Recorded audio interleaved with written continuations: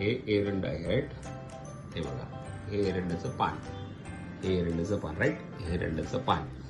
हे सांगण्याचा उद्देश म्हणजे कसं ओळखायचं बघा, हे असं पपईच्या पानासारखं दिसतो. रस्त्याच्या कडेला हे मोठ्या प्रमाणात दिसतात.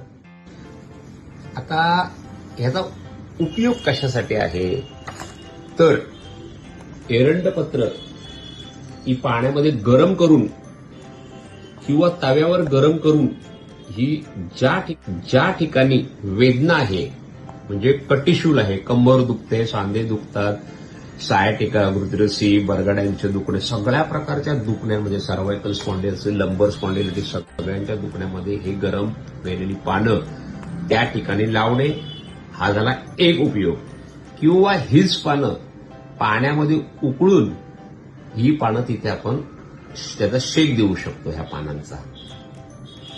आणि दुसरा प्रकार जे आपण पाण्यात उकळतो ते पाणी, ते गरम पाण्याची धारा, जसं म्हणजे हृदयशूल होत असेल तर हृदयावर त्याची धारा, कंबर दुखत असेल तर कमरेवर धारा, असं अनेक याचे उपयोग शास्त्रात सांगितलेले आहेत.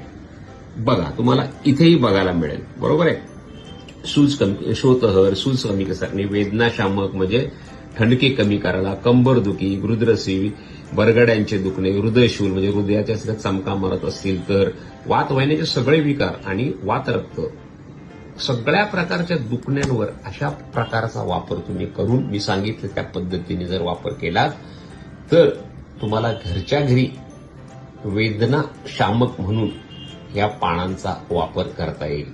धन्यवाद.